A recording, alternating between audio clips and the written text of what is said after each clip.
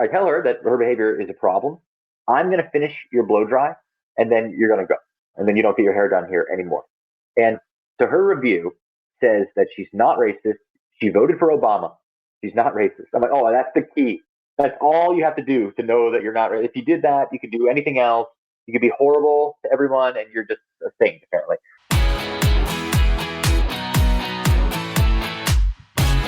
Welcome to the Hairpreneur Show, the show that teaches you, the hair pro, how to work smarter so you can make more, work less, and live a purpose-driven life on your schedule, not your clients'. I'm your host, Ryan Whedon, and each week I'll teach you awesome, actionable ways to tap into your personal greatness. Through marketing, mindset, and confidence training, it's time to unlock the next level of you. Let's grow.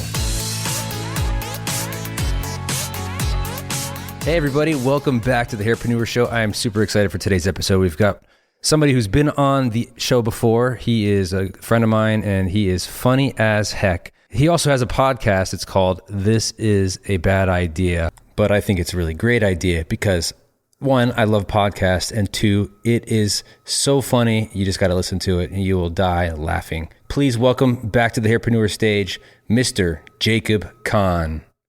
Thanks for having me, Ryan. So today we don't really have a set agenda or anything, and whenever I talk to Jacob, it just goes on a million different tangents.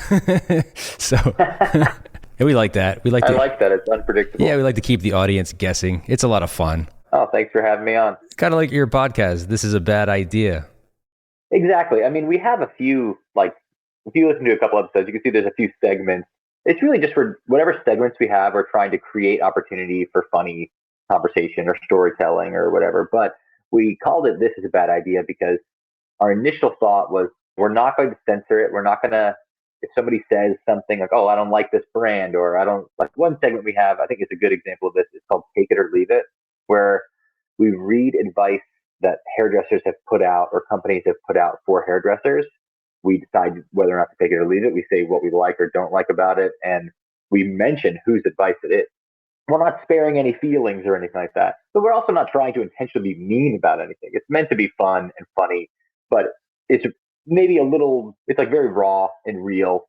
It's an uncensored hairdresser podcast about everything is the idea. And we first were thinking well, why don't we make it about all the stuff that you can't talk about in the salon? Like, you don't talk about politics. You don't talk about religion. You don't talk about social issues and stuff like that.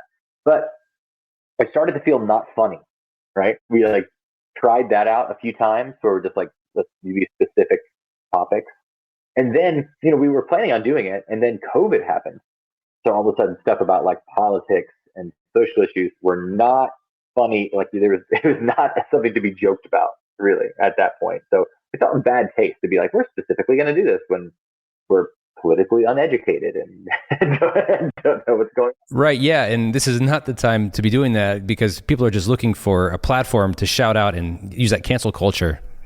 Oh man, we would have been canceled before we even started, for sure.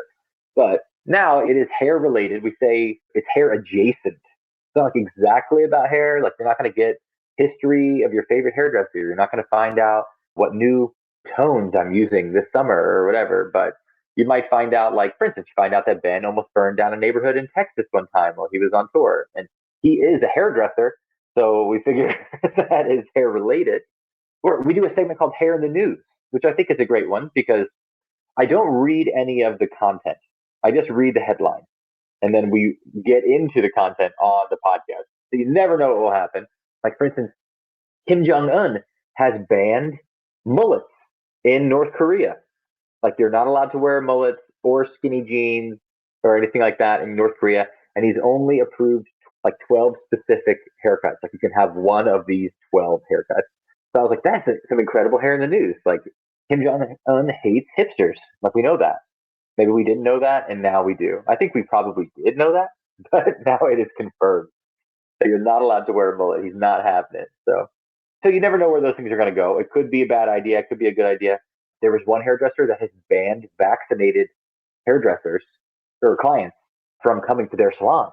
Not unvaccinated, but banned the vaccinated ones. So we get into that too, and that gets a little bit crazy. We just read the headline. It says hairdresser murders whole family. And then, and then we get into that. And it's funny because, what's weird about news and hairdressers is that they'll put out a whole article about a hairdresser doing something. It has nothing to do with the fact that they're a hairdresser, but they'll just list them as a hairdresser. Like there was one about this hairdresser that got in a fight at a bar, and she fought like these two girls at the bar and went to jail, and that was about it. And it never references like why is it important that she's a hairdresser? But they keep on saying like hairdresser gets in fight at bar. And I'm like, if it was like a dentist, would they be like dentist? Would they find out? If it was like whatever profession, like are we being real specific? It's an interesting ride learning about hair in the news, but it can be a bad idea.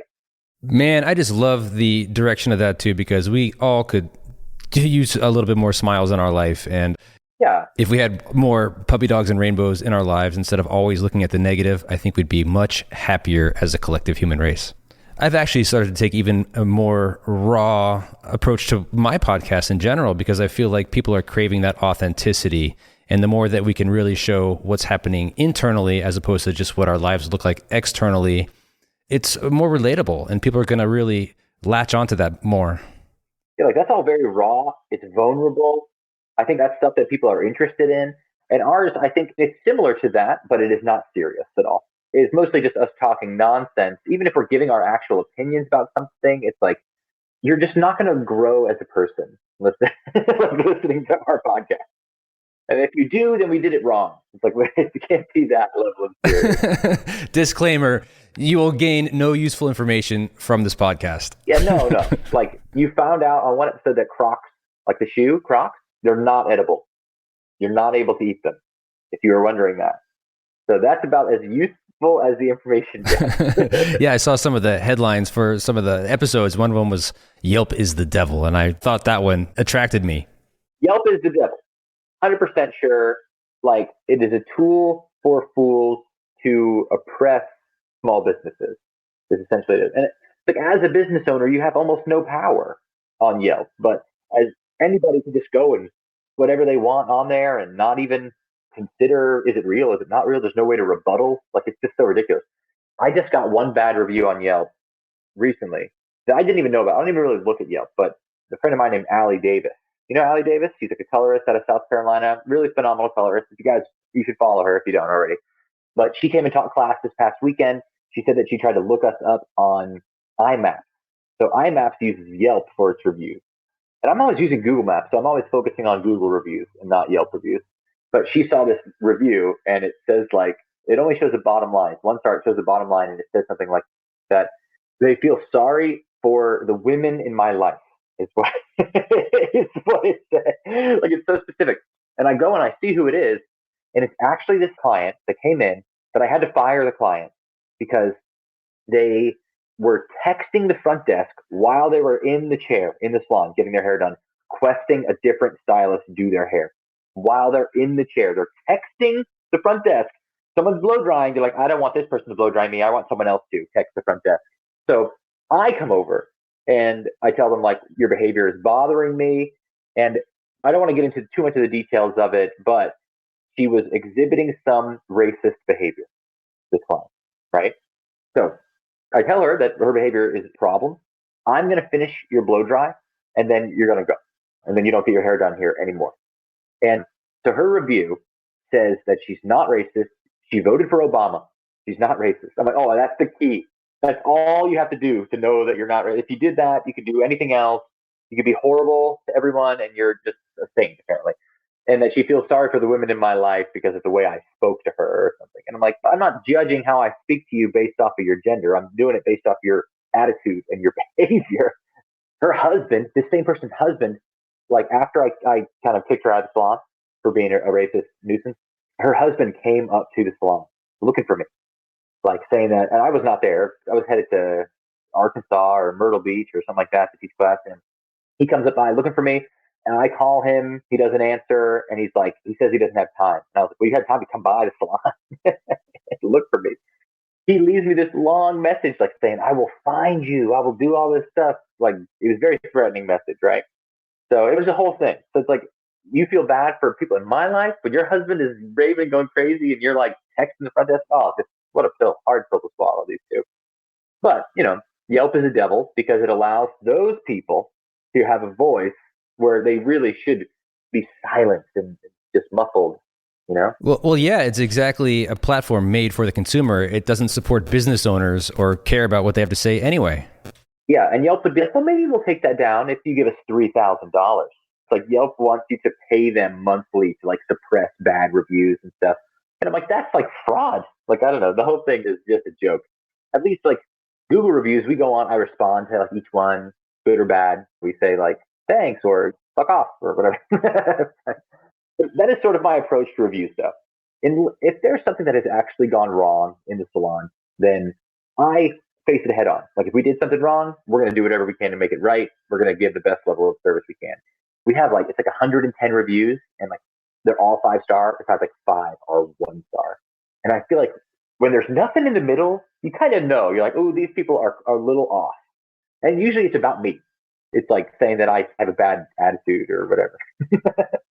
And I'm like, oh, I love that. Like, give me all the 1-star reviews for having a bad attitude if you're like a jerk. That's like my goal. He's a confident business owner. I don't like that. Yeah, exactly. He didn't let me walk all over him. I couldn't get anything for free when I complained. It was a problem. Right, yeah. They wouldn't change my blow dryer mid blow dry. I mean, what kind of customer service is that? That was the crazy. Have you ever heard of such a thing? No, I can honestly say that's completely bizarre. I was like, I can't believe this is happening. And like, it's not my client even, you know, it's like not something that I did. It was like an assistant was blow drying for somebody else. An assistant that goes through a very rigorous training program to be approved to be on the floor or to even be approved to be blow drying someone's client. Like you don't get to do that right away. You have to like pass to do that. So it's not like this person is doing a bad job. I have faith in them to do a good job. And they were just getting like a regular old blow dry. Like it's not like you're going to the Met Gala and she needs to give you some crazy thing. It was just like a blowout. It was annoying. God. Okay, so walk me through this. So what happened then? They got the number and texted the front desk? They had the number. They come to get me. Like I'm doing my own clients. And they come to get me. They're like, what do we do?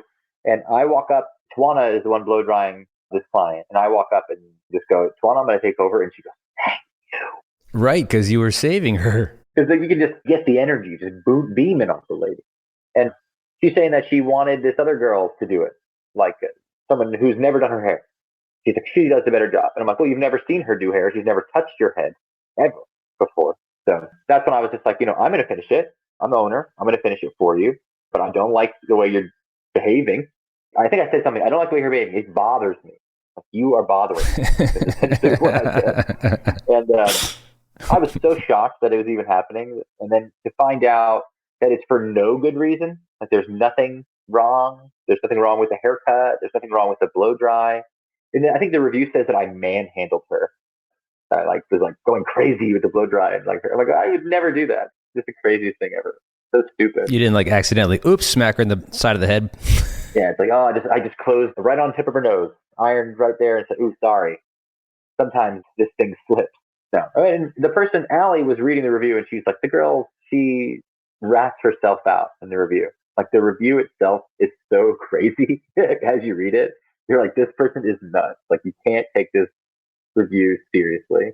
Well, that's what's nice, though. I mean, you have all these great 5-star reviews, and then you have these occasional one-off 1-star reviews, and the normal person should be able to distinguish what to believe. I would think so. And if you're like me, a lot of times when you go look at a new business, you're going to start with the 1-stars, and you're going to see what they have to say.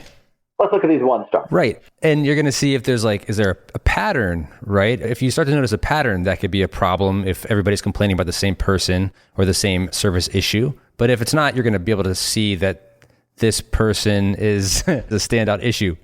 I am definitely the one. You know the reason though? All the 1-star reviews mentioned me, but I didn't do any of their hair.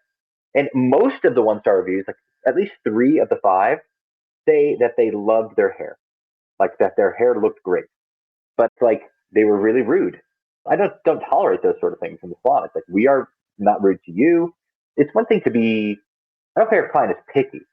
A client can be picky. They can know what they want. That's totally fine. Like if they're picky and they don't get what they want, we try our best. But if you're overtly rude to people, you cuss at my staff at all, like you say like fucking blow dry or something like that, then you're out. Like you're done. As soon as that happens, it's over. Like this one girl, blonding services, I think are a few of them. And it's like somebody who's like very, very dark, that wants to go very, very light in one day, and the situation does not allow for that. You spend 5 hours doing it. You make huge leaps and bounds with them. And then they go to the front and they're like, I'm not light enough. I don't want to pay, is what this one girl said. But I'm not going to pay. But the result is phenomenal. But maybe she wants to be, her hair, she wants it to be clear. She wants her hair to be translucent, but it's not, slightly opaque. And she's trying not to pay at the front. But my front desk is just like, no, you have to pay. You can't leave without paying. Sorry. And then she wanted me to contact her afterwards because of her experience, even though she had a 5-hour long color service that I believe was undercharged when I looked at what she was charged. And I'm sure the service was impeccable. But I just told her, because she threatened not to pay, and she'd also like cussed, like they told me that she cussed the front. I was like, you don't get your hair done here anymore. Like she was expecting me to call and be like, oh, anything you need, ma'am. Here's your money back. Here's like my confidence in a little dime bag for you. But no, she got the opposite. It was like, oh, you're getting no refund, and you also no longer get your hair done at the salon. Have a wonderful day. You know, she was so upset, but I was like, it's fine. I don't care. It doesn't bother me. So the customer is not always right. Customer is almost always wrong. Unless they're saying good things. I don't even mind. Like, we'll just say all the bad reviews. Another one says that their haircut reminded them of a trauma that they had had earlier in life. I'm like, just because you are still working shit out in therapy, like, don't come and ask for a bob if a bob reminds you of trauma. I also did not do that one, you know. I was not involved. Luckily, my name wasn't brought up into that one. Oh, and another one says that they love their hair and they love their stylist. But so they were trying to book through DM on Instagram with their stylist. And the hairdresser says, like, hey, we do all of our booking through the front desk. Text the front desk or call and they'll get you set up. So 1-star review saying that they loved their hair and they did an amazing job, but they want to have a personal relationship with their stylist. So because they couldn't book through DM, 1 star. Yeah, I get it. I actually had somebody give me a 1-star review before because they called on a Monday and we were closed. Oh yeah, they're like, couldn't hear, no, didn't hear back. I'll get all sorts of, like, I'll get a DM that says like, hey, I text the front desk, I haven't heard anything. I'm like, well, it's Christmas. Like, what do you like? What do you want? Yeah, right. Christmas Day. That's a little ridiculous. Yeah, it's at 1 a.m. and now it's 8 a.m. and the salon opens at 9. Like, just give it a second. Gosh, man. Yeah. I remember one time I had a client, actually, she just came in for a consultation. She wasn't a client yet. And she came in and her hair was already basically see-through. It was blonde. It couldn't be any blonder. And I told her straight up that I just couldn't help her out because I didn't want her hair to fall off. Yeah, if you yell at it, it falls off her head. Absolutely. And I didn't want to yell too loud. And I told her, I'm sorry, I can't service you because I'm afraid of the quality of your hair. And she gave me a 1-star. So what is blonder than this? Right. Nothing is blonder than this. And what was funny too is on the Yelp page after her comment, she went and started commenting on her comment. And before you knew it, it was this entire, maybe she had like 6 or 7 different comments in response to her own comments. It's like she was trying to justify her own ridiculous behavior. The more of those she does, the less credible she becomes, though. It's like as the latter happens. Yeah, she just is trying to continually justify it. She's like, well, I've done it before myself at home and it's been blonde. It's been more blonde than this. Oh my God, then go home. And this one in particular actually got 2 or 3 of her friends to go out and leave reviews on my Yelp page. And they had never even been clients there. They've never even stepped foot into my salon, but they were just bombarding me in her defense. But they left the reviews as if they had tried and you had turned them all away. Yep. Wow. Yeah, how ridiculous is that? They were talking about like my unfair business practices. But she just bullshit. It was complete bullshit. And they just kept going on about how terrible their experience was and how unprofessional I was. That's your only review. Refuses to do hair. And what was sad at this time is I only had about 15 reviews. So these negative reviews really impacted my score. So I had like a 2.8 or something. So I'm freaking out, man. I'm like, how do I get my score back up? You know what's weird though? Because I haven't gone to a salon to get my hair done since I was a teenager. I got my license when I was 18, and then I just got my hair done wherever I worked, like from that point forward. So I'll look at reviews for like a restaurant, really. Like, but that's the only thing I end up looking at reviews for is a restaurant. But I am not even experienced, like, do clients look at our reviews? I feel like most of them are not even looking. They see your work online or they're referred by a particular person. Like, a lot of times if you're just like blindly being like, type in salon, look at the reviews, And you're like, not that one. I'm like, well, I don't trust you anyway. You're willing to come into a salon you've never heard of just based on the reviews. Like those times are over. Like the reviews have less and less power, which I think is good. It makes me feel better. I don't really look at them. I've occasionally encouraged good reviews, but I'm not like obsessing about the reviews. Yeah. Well, thanks to social media and Instagram and Facebook and whatever other social platforms we use, we don't necessarily have to rely so much on Yelp anymore, which is great because even though social media is a devil of its own, we can market that way and reach the audience that we really want in our chair, and they can see our work and know us, like us, and trust us before they even get into the salon. Oh, for sure. Yeah. I mean, like they see my personality enough on there. But you know what? One thing I try to avoid, I feel like is a trend on social media right now, is that hairdressers want clients to feel bad for being clients, essentially. I've seen that, and it is driving me up the wall. I feel like you should be happy that you actually have clients that are reaching out to you for appointments instead of bashing them and making them feel bad about the way they're talking to you. Yes, they post the text. They're like, here's the text that we got. Here's the messages. I've crossed their name out, but that person knows, and they follow you probably. So if they go and see that, they're going to feel like shit, and it's not a good look for you. It makes you look like a pompous fool, I think. We're talking about reviews right now. Like we're saying stuff about reviews, but in a general way, you look at my page. I mean, I don't like take these reviews and share them, and then like anytime I have a bad interaction with a client, like post and like blame it. There was one that was like, how not to book. You know, clients take notice of this, how not to book, and they shared like text messages.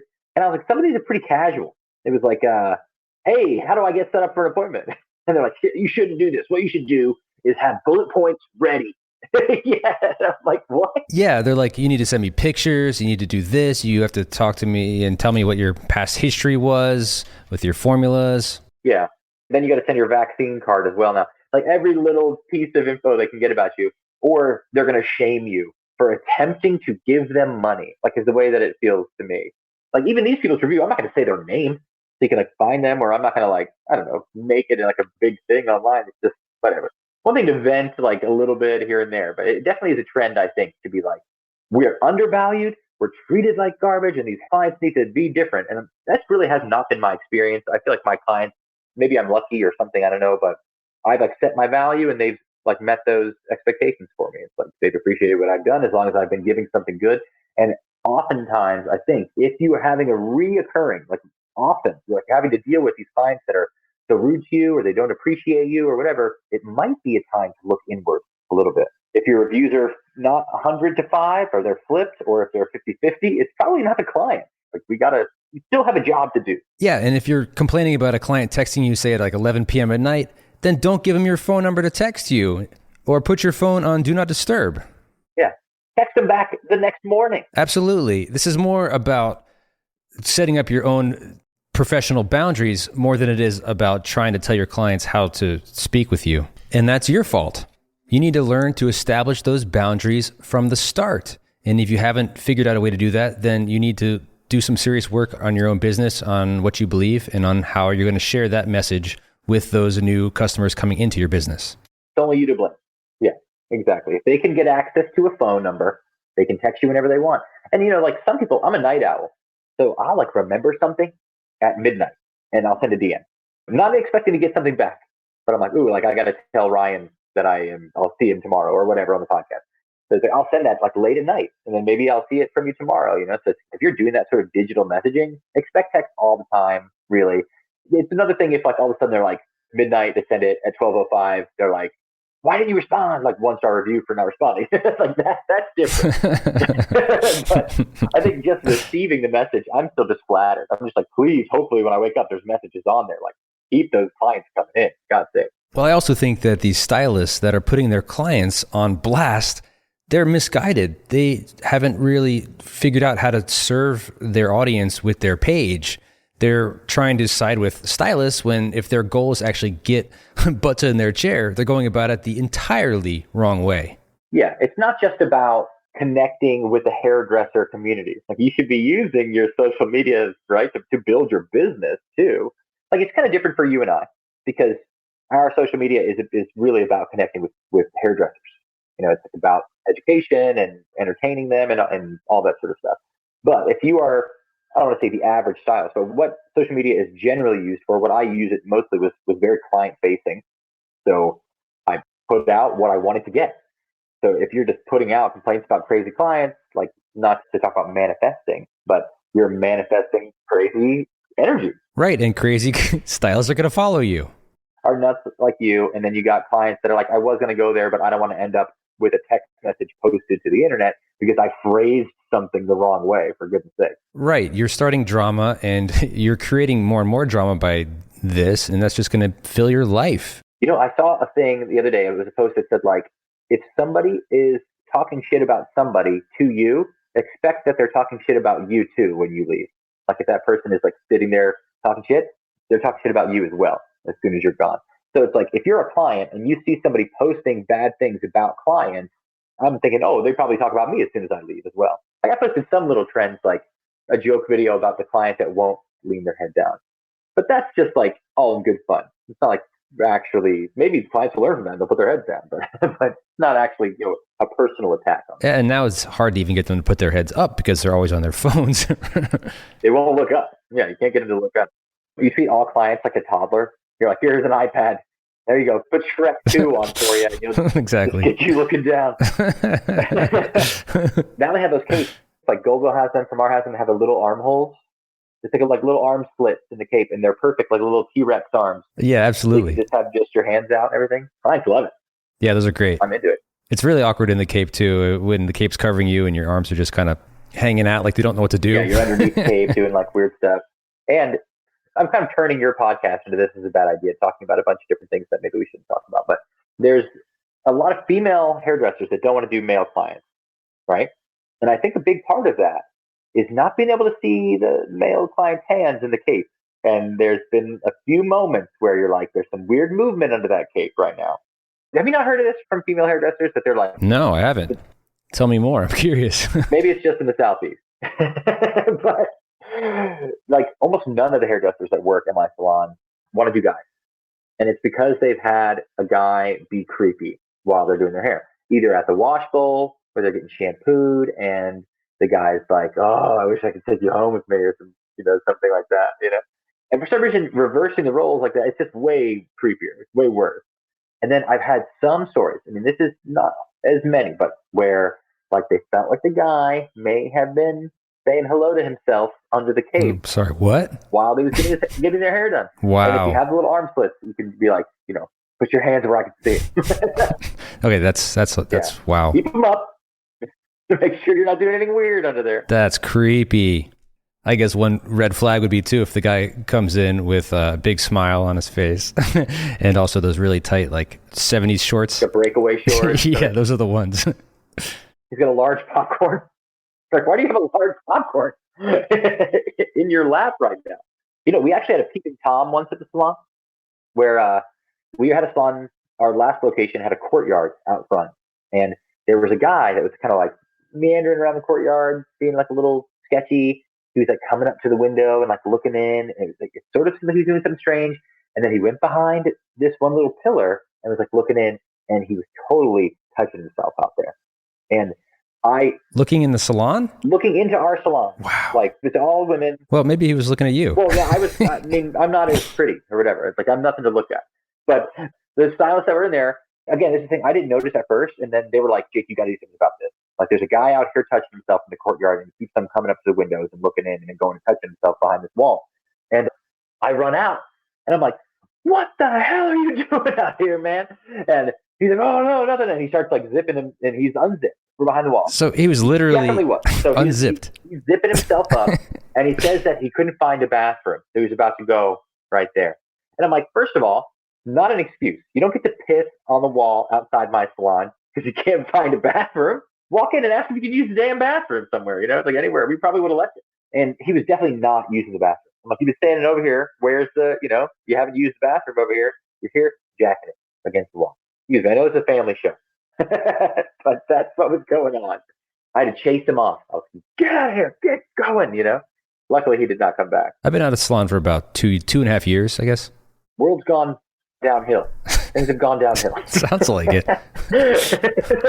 Things have gotten worse. 2018 to now or whatever. Yeah, right. Well, especially if you're looking for stimulation through a hair salon window, you got problems. These people are overstimulated. They're like, I need the wrist. There's so many better ways to be a successful peeping Tom, right? You hide in a tree, look at somebody's house. Everybody, that's Ryan's advice, not mine, but that is an option.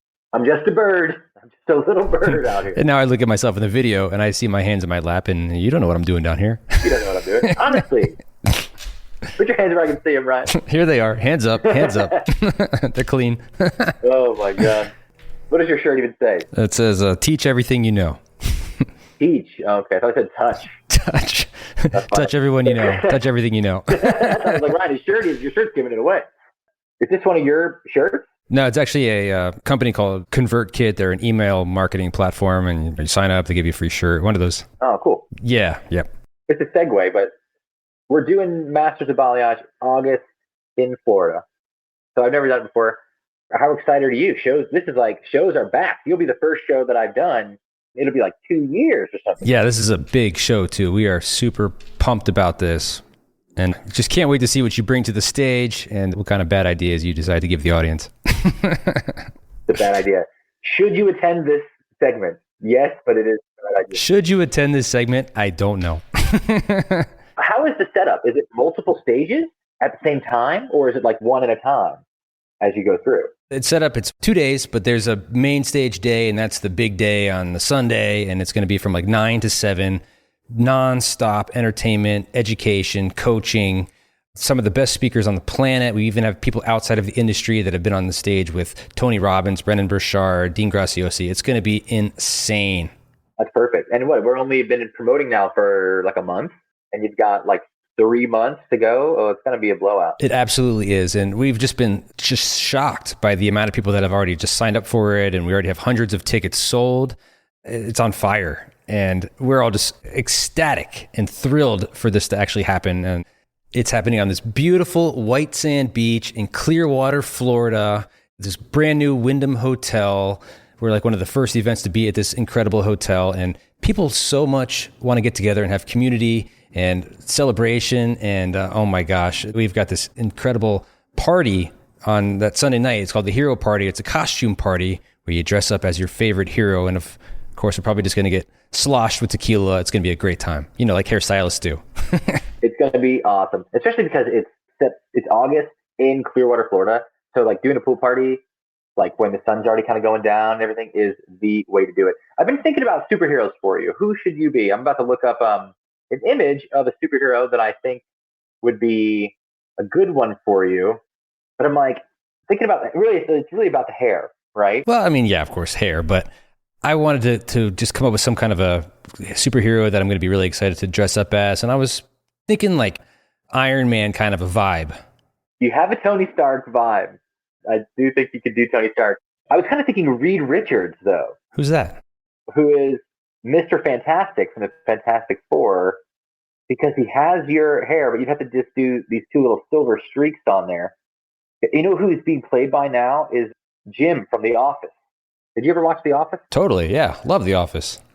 The Jim from The Office is going to be Reed Richards, but I think that you would make a great Reed Richards. Would be really perfect for you. Also, I could see you as a Green Arrow, even though he was a bit of a blonde, but you could give yourself a little, you're a master of balayage, I hear. You could do your hair a little bit lighter, and then you could do a Green Arrow look as well. I think you could probably do that really well. Well, at the risk of sounding ignorant, please tell me who Green Arrow is.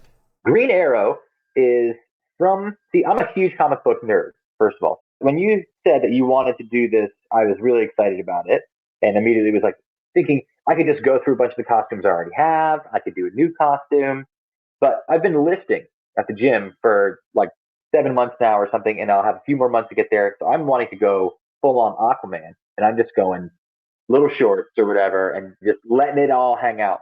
Hopefully it's not hanging too far. My stomach, really, I mean to say. Well, I saw you and you posted something and you were lifting pretty heavy, like 225. I did. I put it up twice, but I also don't have a spot. So I'm a little more afraid to truly... Right. Yeah, you don't want to push it. Back up. I texted my brother and he was like, you're flying too close to the sun, man. Yeah, you drop. There's nobody there. You drop that, you're looking a little silly with it waggling off of your chest, and when it hits the floor. Oh yeah, and luckily I don't lock it in, so I would just tip it out. I would just drop it off the sides like that. Yeah, he's pretty badass. He's got the scruff. He's got the haircut. Okay, so Batman. The reason Batman is trained, he got trained at the League of Shadows, which is like an assassin school, and then he essentially took all of that. Ra's al Ghul is the guy who reads the League of Shadows, and they're kind of like enemies and stuff, and Batman's using it for good. Green Arrow also is a defect from the League of Shadows. Another rich boy that is rich, like playboy by day and is superhero by night, and he uses arrows, basically all arrows. The CW did a show that was okay, but he is actually a great character in the comics, one of my favorite characters in the comics. And it's an easy one. Like, you just get a green hoodie, and you wear it up, you get the green mask, and you hold a little arrow. I mean, it's like not a too difficult one to do, really. I'm just thinking of what I don't have to do anything. Right. I was looking at Iron Man, and there's a lot of pieces to that costume. It's intense. Some of them were like over $1,000 to get all these custom pieces, and it's intense, man. It's a commitment. You'd have to go all out. It would have to be animatronic. It would have to light up and everything. So that's what I'm just going to do: a trident and the little green booties and the little green shorts, and we'll just see how that goes. I got some tattoos. I don't have the Jason Momoa tattoos, but I've got some. But we'll see how that goes. Maybe I can draw them on. Yeah, you just get those stick-on. Yeah, the stick-on ones. Those will work great. Somehow he's hairless. Like, that's the thing that's not going to happen for me. Like, people are going to take it and think, oh, you're wearing a wool vest? Keep you warm in August. I don't understand how Jason Momoa's hair. Use wax. Or you could just let it all hang out like Thor did in Endgame, the Avengers. The out-of-shape Thor? yeah, that one. Beer belly Thor? Yep. That's a great one. That is a good one. That'd be a sweet one. And if I did that, you could be Star-Lord from... I like him. Yeah, he's a funny guy. Galaxy, because they have that rivalry, and then we can just go at each other. We can make these pretend jokes at each other all night and see who even gets it. I'll have to grab my old Walkman with the cassette. It's pretty fun. You got a superhero look. You got the clean superhero look. You have a whole gamut of range of superheroes. There's a great superhero show right now called Invincible. That it was a comic. It just became a show on Amazon Prime Video. If you're into superhero stuff, watch Invincible. That is another really, really good one. That could be a good costume for you as well. Pretty brutal. It takes it to another level of like, what would happen if you were really a superhero, right? So if you're not Superman, like, you can freeze things. Like, you know what I mean? Like, you've got ice powers. What happens then? Freezing stuff, you get shot and you die. I mean, you definitely are not invincible. You don't have super strength. You're not impervious to bullets. You just are able to, like, freeze. You just have a superpower. Yeah. Yeah. Like, you need to just stay home and do ice sculptures. Like, you're not a hero. Yeah. Like, you can have fun with it and maybe make some people laugh with it at a party. This is a parlor trick. Like, not everybody can be Wolverine and you get shot and you just squeeze the bullet out right as you heal. Yes. So there's only a few superheroes that could actually be superheroes in the real world. Otherwise, it's like, you're like, I run really fast, but somebody just came up behind me and stabbed me, and that was it. I didn't see it. And that's the way it would go. So in this show, Invincible, that's the way it is. It's like these superheroes are not invincible. They end up like getting pretty horribly maimed and stuff. Pretty brutal. It was funny. For a second there, I was watching your video and you started to like go in and out, the static, and you started to disappear a little bit. I was like, wait a minute, what's he doing? I'm doing my superhero is to dematerialize and bring myself back together. I was like, talented, man. He is a superhero and he's showing me his powers right now. Well, bro, it's been an awesome time connecting with you and talking about really nothing. So how can people find you, find your show? Where do they go? You can just search This Is a Bad Idea on Apple Podcasts, Spotify, anywhere else you get your podcasts. You can follow us on Instagram at TIABI Podcast, like the acronym for This Is a Bad Idea. So TIABI Podcast. You can find it on my page. I'll have like a story highlight for it. Find everything through me if you want. But Apple Podcasts, Spotify, new episode every Sunday, usually is live by about 10 a.m. Sunday morning, East Coast time. Awesome, man. Well, you have a new subscriber right here in this chair. Thanks for having me, Ryan. It's always a great time hanging out. You got it. Next time I'll see you, we'll be on stage at the Hero Retreat in August. Talk to you then. I love hearing from you. And by the way, have you subscribed to the podcast yet? Oh my gosh, if you haven't, please do so right now because there's so much cool stuff ahead. make sure you hit that subscribe button because it would be much cooler if you did. Plus, I don't want you to miss any of the new episodes I'm dropping weekly. Last thing, if you haven't checked out ryanweeden.com yet, there are some great freebies on there that I want to give you. So go ahead and check it out, ryanweeden.com. Thank you so much for listening. You are awesome.